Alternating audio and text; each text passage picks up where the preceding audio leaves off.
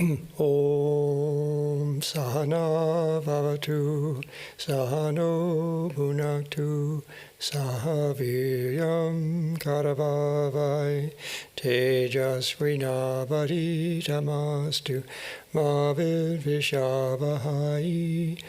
Om Shanti Shanti Shanti.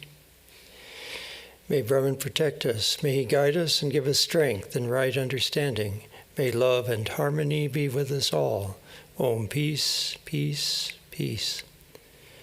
And good evening. We are in the middle of the lecture by Swami Vedanta entitled "The Atman is the Source of Everything." And he just finished quoting a passage from the Bhagavad Gita where Krishna was relating that he is the sun, he's the moon, he's all of these different things. So that's where we are. All right, so the next paragraph starts, "You will have to understand what a witness is. You know everything that is going on around you so far as your range of consciousness goes, and you are the witness of the rising and the setting of the sun, etc., in the same way. If the range of your knowledge expands, you will know more, and you will be the universal witness of the whole universe. And as there is no other knowledge higher than divine knowledge, you find the Atman is the witness of the universe, and not one can transcend him. The Atman is the Lord of the universe, in whom we live and move and have our refuge. Who can be a better friend than this eternal Atman? Because all its names and forms are perishable, but that which does not perish is the nearest and dearest to ourselves. That is the eternal truth in you, the soul of your soul, the life of your life. No other being can be more friendly than that. Real friendship leads to oneness, and when we feel we are one with the eternal truth, then who can be a better and nearer friend than that? Again, he is the origin, dissolution, the stay of the phenomenal universe. Phenomenal universe beings and ends in that eternal truth. Even in the middle state, if you analyze, you find that the eternal truth is the foundation, the receptacle, and the eternal seed of the universe. All the germs of life and existence proceed from that one source. Therefore, he is called the eternal seed of the universe. So, of course, he's identifying, as we should, Atman with Brahman. Brahman is everything. We're used to thinking of Brahman as being everything, but we have to remember that Atman is Brahman. So your Atman is just as much everything. And so he's emphasizing that this oneness of the universe brings about universal friendship, that everyone in your life is then a friend if you are truly one with everyone. And the Atman is one with everyone, so the Atman is your ultimate friend in the universe. And as far as the witness consciousness goes, if you've identified with the Atman, and the Atman, it basically is the whole universe, then you are the witness of the whole universe. Continuing, he says, phenomenal names and forms are in the process of evolution. They remained latent in that state before the beginning of evolution, and again they come out as a tree comes out from a seed. Sri Krishna has said, I give heat. Heat and light proceed from the sun. By the rays of the sun, the water is converted into rain.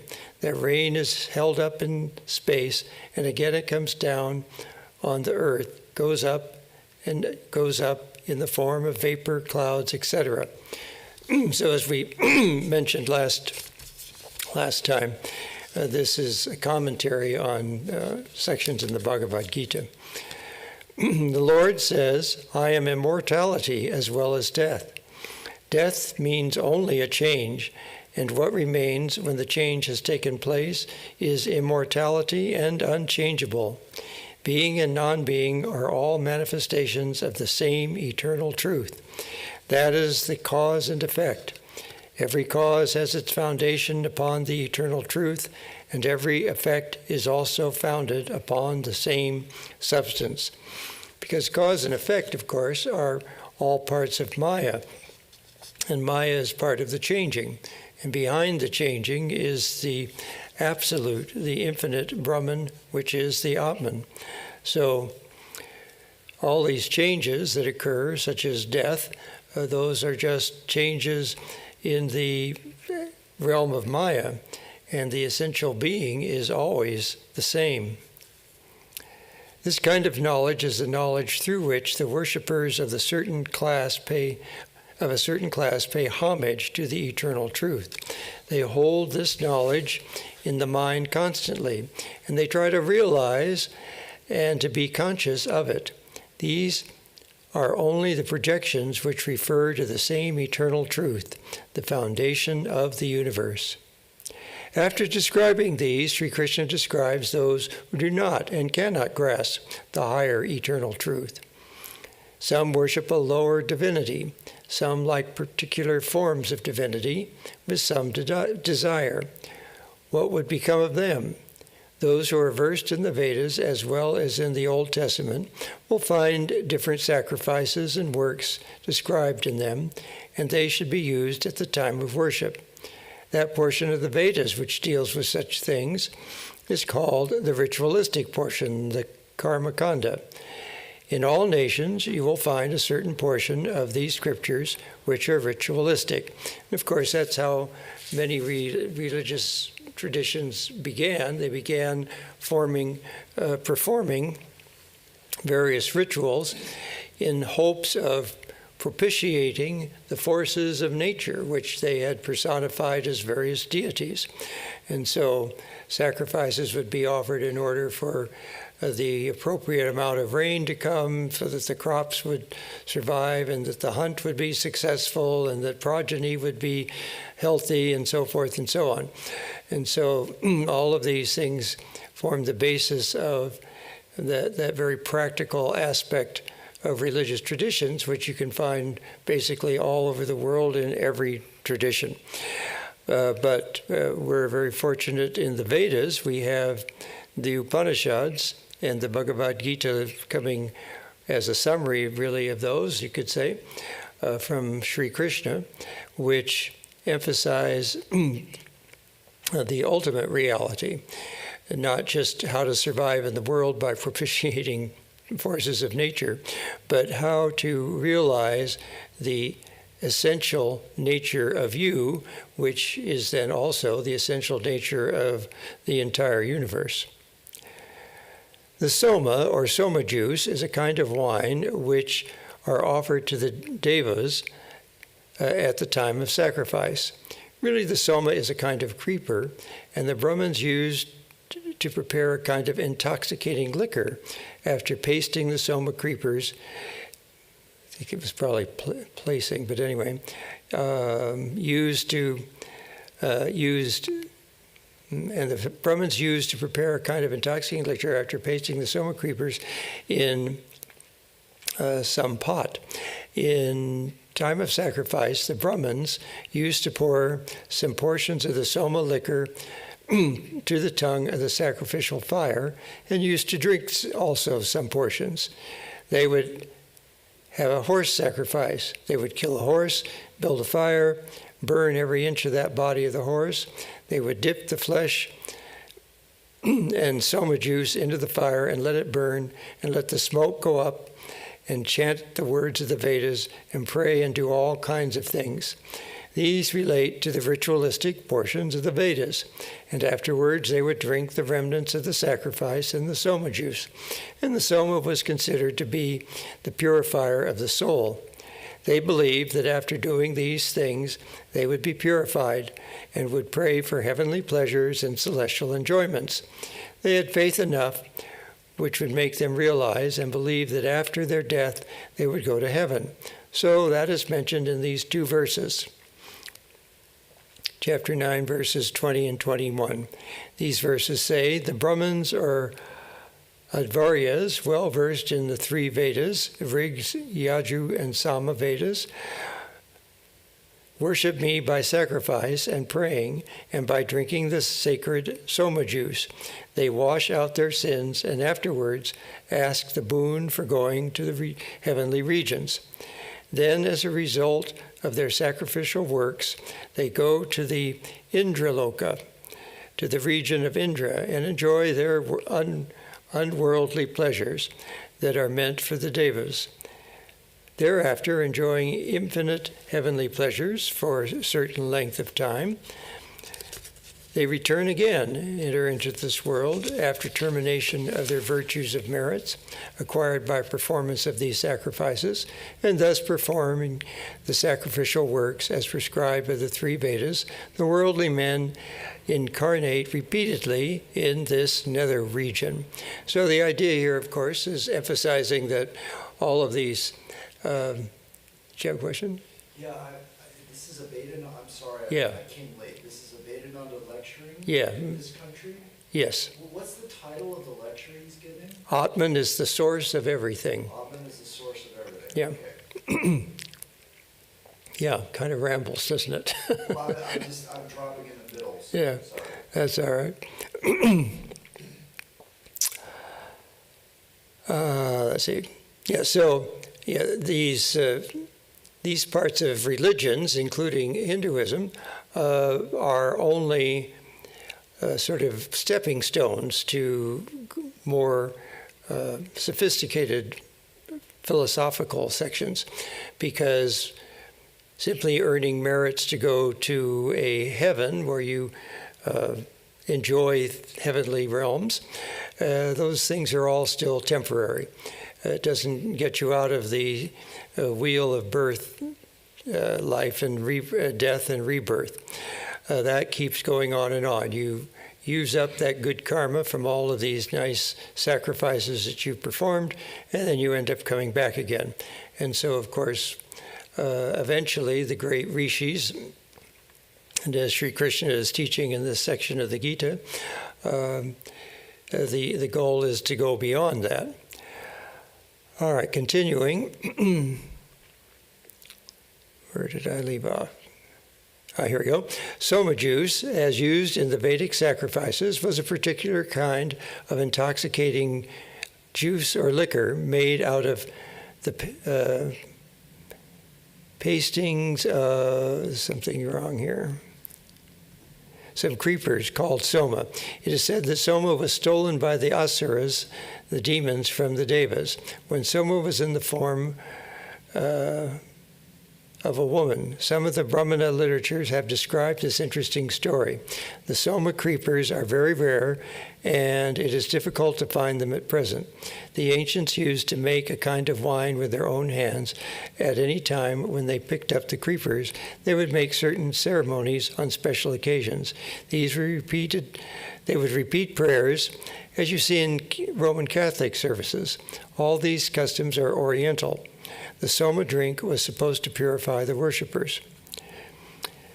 Part of that was a footnote. That's the difficulty here. This particular printing mixed up the footnotes into the text.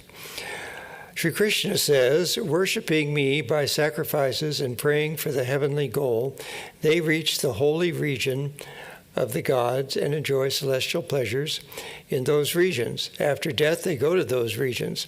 So you see, the idea of heaven is not limited to Vedanta. They say there is not only one heaven, but many. You can go to any of them where different desires would be fulfilled, sort of like the heavenly Disneyland, where you can go to this, you can go to Fantasyland or Adventureland or Tomorrowland or whatever. So, but of course, normally these regions are thought of in terms of the particular deity or incarnation that's particularly worshipped. All right. They've reached the regions of the gods. Those who have more powers and have attained to a certain height of spiritual power enjoy the celestial pleasures which the devas are enjoying. They remain there for a certain length of time, having enjoyed the celestial worlds to which their good deeds have entitled them. They enter into the world of mortals and reincarnate themselves again and again. This idea is a little different from the Christian idea of going to heaven. They go to heaven and remain there for a certain length of time as long as their merits would produce good results. The good works are not permanent. Consequently, the results are limited by time and space. No limited or finite cause can produce infinite results. This was a law understood even at that early age when they described these things. You will not find any illustration of a finite thing producing infinite effects. When you say that eternal heaven is going to be obtained by finite works, good works or prayer or devotional offerings, that cannot be. It must have a limit. And that idea of eternal heaven and hell we find among the Christians, Mohammedans, Jews, and Zoroastrians. But in Vedanta, we do not find that. There are realms where, through their good works, souls can go and stay as long as their work would allow. But after that time, they would come down from that realm and then go to other higher or lower realms where other desires would be fulfilled. And in that way, they would not remain in one particular realm forever. They would reincarnate themselves on the human plane, or reincarnate themselves on the plane of the ancestors, etc. They repeatedly come and go because they have desires and would have to fulfill those desires. So the performers of the ritualistic scriptures and ceremonials would have all the results of their desires fulfilled, but those who do not care for those things or the comforts of this life worship the Lord. The Lord provided them with all the things they need. This is another thing which is very true. Quote, "Those who seek me alone meditate on me and know nothing else. These ever-devoted ones I maintain with the means of livelihood," unquote. And Christ says, quote, "See the fowls of the air, they work not, still they are fed. Think not of the garments," unquote. All these ideas are not new. You will find that the Lord provided with everything which a true devotee needs. And it is true. The worker must have his wages. You go without a penny anywhere, you will find some. You may go without a penny anywhere, you will find someone who will protect you. In this country, you might find that the laws would interfere and would be enforced. But even in this country, a good man never suffers. He gets enough to live on. If he is true to himself and his master and true to his ideal, he will not suffer. But you never know what kind of karma you're working out from previous lives, so that takes a little bit of modification to his statement there, I think. Quote, "But those who are devoted to other gods and worship them with food do worship me, the Supreme, through ignorance." So what Sri Krishna is saying is that he represents all the other various gods that people might worship. They're really worshiping him, but they don't know they're worshiping Sri Krishna. Those who are devoted to other bright spirits and the angels, or some particular manifestation of the divinity, do worship the Supreme Spirit through ignorance. They consider the other gods and bright spirits as the highest, as the spiritualists do, or as the worshippers of certain manifestations and the worshippers of mythological gods do. But all those mythological gods and goddesses are the manifestation of the one supreme being. They are considered supreme by those who cannot grasp the absolute eternal truth as it is. And of course, we've mentioned that many times, that all these deities and forms are manifestations of the one reality. And you could consider them as like different doorways to the infinite reality. So whether you worship a particular deity or a particular incarnation, your focus will be, eventually your focus will show you that that is simply a window to the ultimate reality, which is Brahman, the nameless, formless, infinite, undivided, unchanging reality. And so all these names and forms are just give us something that we can focus on to make our spiritual practice easier. because trying to concentrate on something that's nameless and formless and infinite and undivided is a bit challenging. So the deities manifest in various forms, and the incarnations come periodically from age to age. They come to different countries, different times, to address different issues and different people, so that we have choices, so that we can pick the one that suits our temperament the most. Again, he's going to quote Sri Krishna here. For I am God and the Lord of all sacrifices. They do not know me in truth, and hence they fail to attain to the right fruit of their works. This kind of devotion, unquote, this kind of devotion and good works do not produce permanent results. Rather, they bring them to the realm of the bright spirits, or ancestors, and the worshippers stay there, not knowing that these are not eternal. The devotees of the bright spirits, or gods, go to the gods, and to the ancestors, the worshippers of the ancestors, go to the ancestor realm. If you are a worshipper of ancestors and pray to them and constantly worship them and think of them after death, you will go to them and their realm. A spirit worshipper goes to the region of spirits. These spirits are earthbound, and anyone devoted to them, like the mediums, will go to them. And of course, we read a few of his lectures on spiritualism and so forth, where he goes into quite a bit of this in detail. And this was very much in vogue when he was here in the United States over 100 years ago. And so many of the people that had gone to spiritualists and mediums and so forth, being interested in spiritual things, were interested in his lectures, and so he would address these issues and relate things to things that they could be, so they could relate to.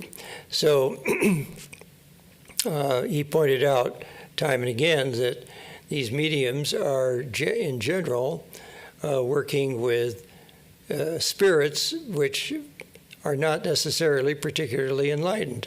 And so you can't really depend on them for great spiritual teachings. They might be able to see things on a little bit bigger perspective than you can in your human body with your limited mind that has yet to have realized its spiritual oneness with Brahman, but it's still going to be rather limited. And some of them can actually be mischievous spirits that actually are just having fun with you and can cause all sorts of difficulties.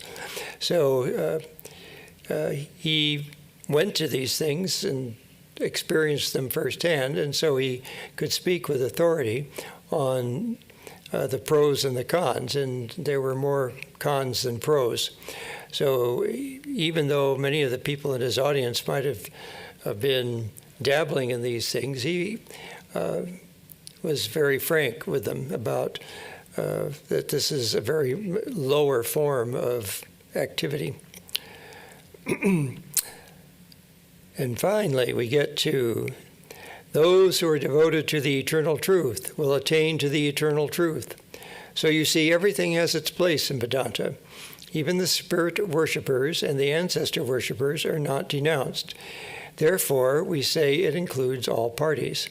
These are not the highest ideals, but if you wish, you can stay in those realms. If you wish to go to heaven or to the earthbound spirits, you can do so. But if you wish to attain to the eternal truth, come and follow this. Sri Krishna has suggested that sense of duality or difference is ignorance or omniscience, and the sense of non-duality or non-difference is knowledge. Everything in this universe is covered by the all-consciousness, Atman or Brahman. But people out of ignorance differentiate everything from the Atman. This is the beauty of Vedanta. It does not say you must worship this or go to eternal hell. Go and worship anything, but know that you are worshiping and be conscious of it. You are sure to get the results just as you deserve it. Not an iota more will be given to you, and not an iota more will be deprived of you. You will get exactly what you want. What you think and desire, you are sure to win. That is the beauty of our life in this world. You have known the laws, and it is no little consolation and happiness that you are sure to get what you deserve. Be worthy of it first, and do not say you are worthy of it, but have not got it. That is not true. The moment you are worthy of it, you will get it. Whatever it is, whether a material or a higher thing, you can try it in your everyday life, no matter what you do. This knowledge cannot get rid of. This knowledge you cannot get rid of. No matter where you go, you are bound to reap some results. Vedanta opens the spiritual eyes and makes you see things as they are in reality, and leads you from darkness of ignorance into the divine knowledge. So that's the end of this particular lecture. And again, he talked about how all of these different sacrifices and so forth just give temporary and finite results, and that no amount of work in the finite plane can really give you the infinite result. And so that's where grace comes in, of course. And of course, we do spiritual practices, and spiritual practices are necessary. But when that realization comes, it is so overwhelming that you realize that your spiritual practice, while it prepared you so that you could accept the grace of God, it was the grace of God that ultimately gave you your highest realization. It's not something that's worth any particular amount of japam or any particular amount of sacrifices or anything like that. It's not something that's measurable. And so the only explanation is that it's the grace of God that allows that to come to you, and your spiritual practice is what prepares you not to be completely over or destroyed by it.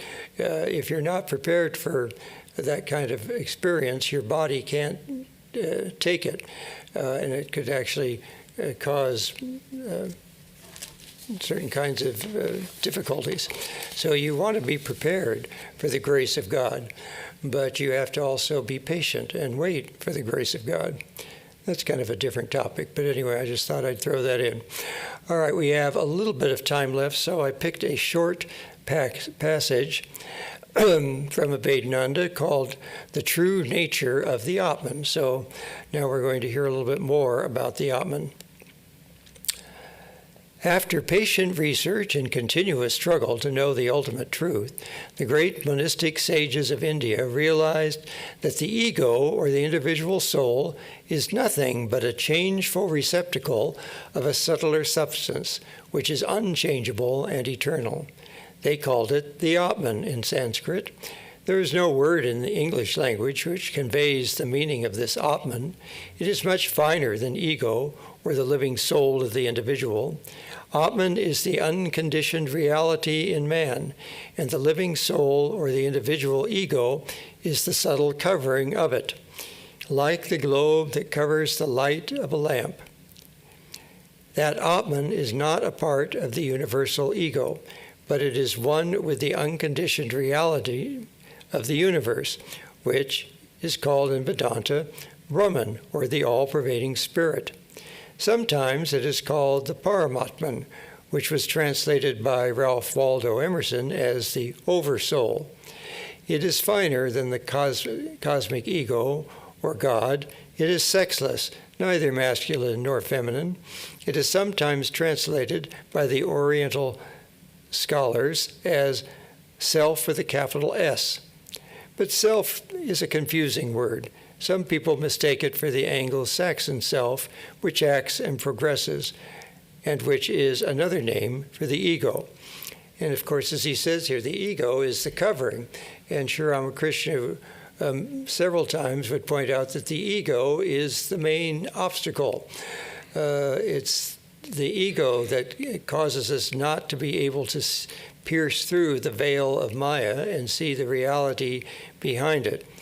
The ego, as we've mentioned many times, is a kind of genetic invention for survival. And so your ego is totally designed to help you survive. It's not designed for spiritual realization. So you have to overcome this ego in order to see through the veil of Maya. As he says, it's like the covering, the globe that covers a light in the lamp. And you have to remove that covering to see the light itself. And so this is really the basic concept. And of course, you notice he quoted Ralph Waldo Emerson. That was, of course, also a very popular movement when he was here in the United States. Transcendentalist and the Universalist Unitarians and so forth. It was a very up-and-coming religious sect. According to the non-dualistic or monistic conception of the true nature of man, the Atman or self, or the spiritual essence of man, is the same as Brahman, the spiritual essence of the universe.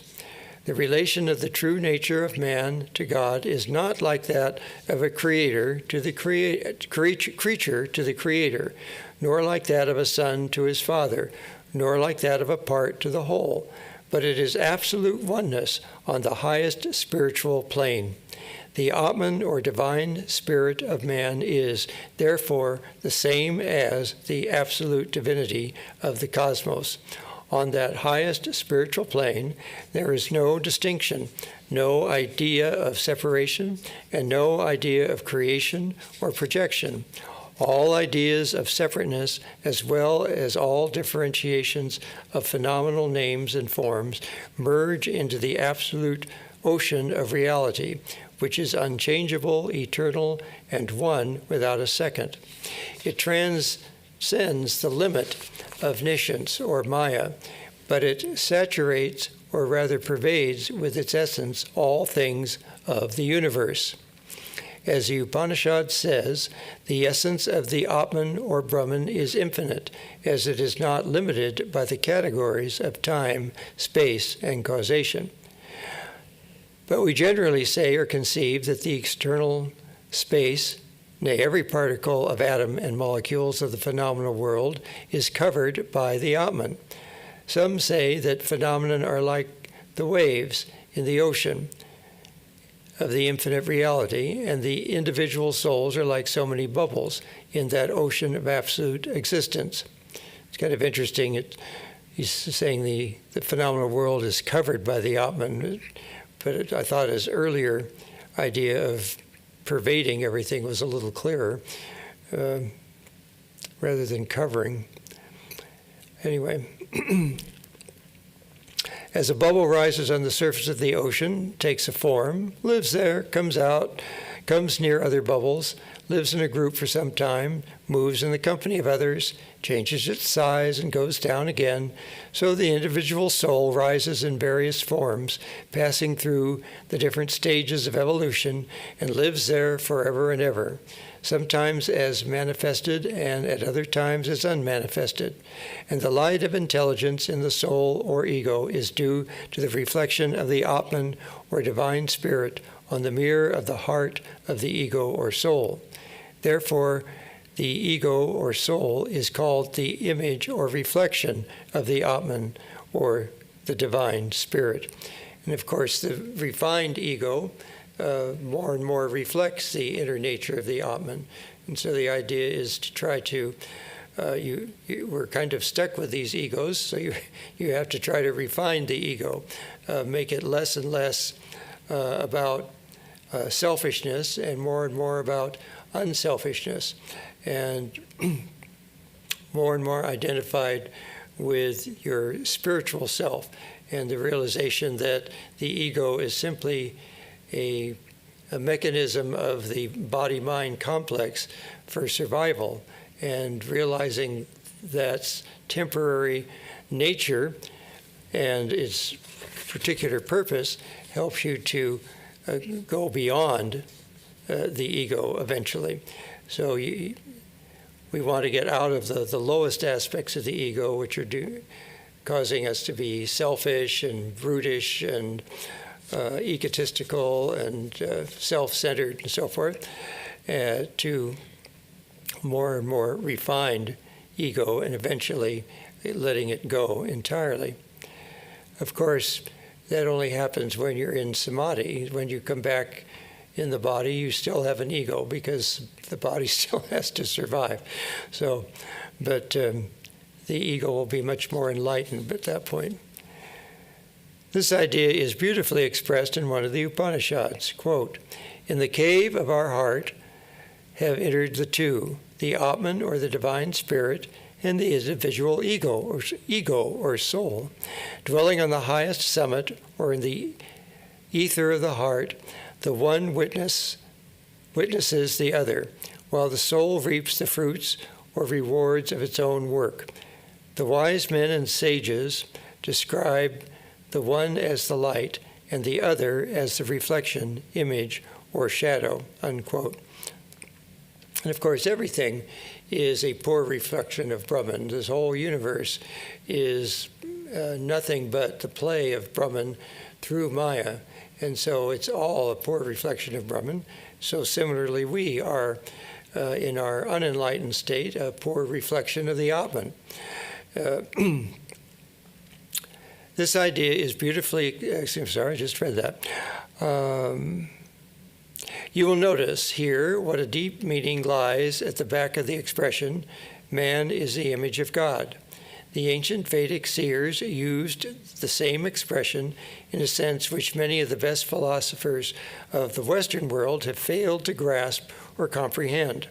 Thus, the most ancient monistic sages explained the highest relationship of the individual soul to the Atman or divine spirit by calling it the reflection or image of the self-effulgent light of the Absolute.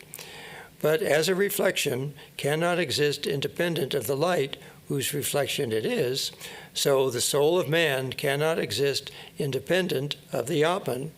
Therefore, the true nature of the soul is Atman, the divine and real spirit, which cannot be divided into parts and which is one absolute source of existence, intelligence, and bliss. Starting from the gross form of the body, when a real and earnest seeker after absolute truth marches onward toward the Absolute, he passes through all the intermediate stages of faith, or sadhana, the dualistic, qualified non-dualistic, and monistic or non-dualistic, until he reaches that state of divine communion, where he realizes the oneness of the soul with Brahman.